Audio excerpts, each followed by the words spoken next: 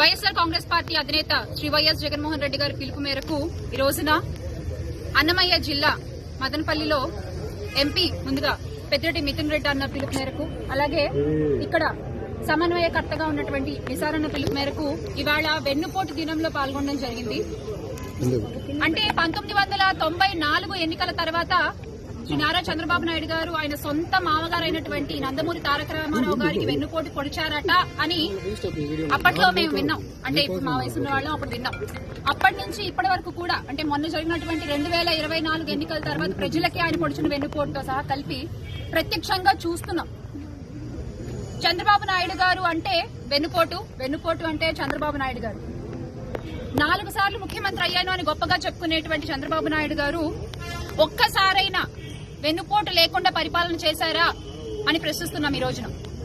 ఈ రోజున దేని నుంచి మొదలు పెట్టాలి అర్థం కావట్లేదు. అంటే పసికందుల దగ్గర నుంచి రక్షణ కల్పించలేని ఈ కూటమి ప్రభుత్వం ఆడపిల్లలకి పొడిచిన వెన్నుపోటు దగ్గర నుంచి మొదలు పెట్టాలా? అబద్దపు హామీలతో గద్దెనెక్కినటువంటి కూటమి నాయకుల గురించి మాట్లాడుతూ మొదలు పెట్టాలా? రైతుల కన్నీటి తడి నుంచి మొదలు పెట్టాలా? విద్యార్థులకు వీళ్ళు పొడిచిన వెన్నుపోటు వల్ల ఆ విద్యార్థులు ఉన్నటువంటి ఆ ఆవేశపు వేడి నుంచి మొదలు పెట్టాలా? ఎండియు వాహనాలు రద్దు చేసి కొన్ని లక్షల కుటుంబాలని రోడ్డు మీదకి లాగేసినారు ఈ రోజున. మరి అక్కడి నుంచి మొదలు పెట్టాలా? లేకపోతే డిఎస్సీ అభ్యర్థుల్ని అతి దారుణంగా వెన్నుపోటు పొడిచారు, అక్కడి నుంచి మొదలు పెట్టాలా?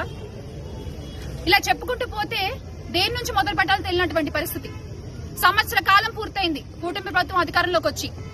కూటమి ప్రభుత్వం ఇచ్చే హామీలకి నేను బాధ్యుణ్ణి అని గొంతెత్తి అరిచినటువంటి పీపీపీ గారు, పిఠాపురం పీఠాధిపతి పవన్ కళ్యాణ్ గారు ఈ రోజున ఆయన కూడా మాట్లాడట్లేదు. మరి ఆయన దగ్గర నుంచి మొదలు పెట్టాలా? ఏంటిది అంటే మీరు నోటికొచ్చిన హామీలు ఇచ్చేస్తాము, అలవికాని హామీలు చెప్పుకుంటూ వచ్చేస్తాము, ప్రజలు మమ్మల్ని నమ్మేస్తారులే, మేము గద్దెనెక్కేసాంలే, ఇంకేంటి వాళ్ళని పట్టించుకోవాల్సిన అవసరం లేదులే అని అనుకుంటే మాత్రం ప్రజల పక్షాన నిలబడి ప్రశ్నించేటువంటి పార్టీ వైఎస్ఆర్ కాంగ్రెస్ పార్టీ ఒకటి ఉంది అని మీరు ఖచ్చితంగా గుర్తుపెట్టుకోవాల్సిన విషయం.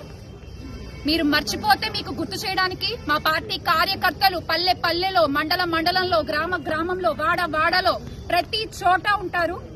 ఈ రోజున వైఎస్ఆర్ కాంగ్రెస్ పార్టీ కార్యకర్తకి ఎదురు నించుని మాట్లాడలేనటువంటి పరిస్థితుల్లో కూటమి ప్రభుత్వం ఉంది. ఈ రోజున 10వ తరగతి విద్యార్థులకు కూడా అంత దారుణంగా మోసం జరిగింది. వాళ్ళని బడికెళ్లే పిల్లల్ని కూడా వెన్నుపోటు పొడిచింది ఈ కూటమి ప్రభుత్వం. ఈ రోజు అసలు అవినీతి గురించి చెప్పుకున్నట్లయితే కోట్ల విలువ చేసే భూమి 99 పైసలు కట్టబెట్టేస్తున్నారు. ఇలా చెప్పుకుంటూ చాలా ఉన్నాయి. మీకు నేను విత్ ప్రూఫ్స్ మాట్లాడుతున్నాను. ఇగో చూడండి, ఆ పాప వాళ్ళ పత్రికల్లోనే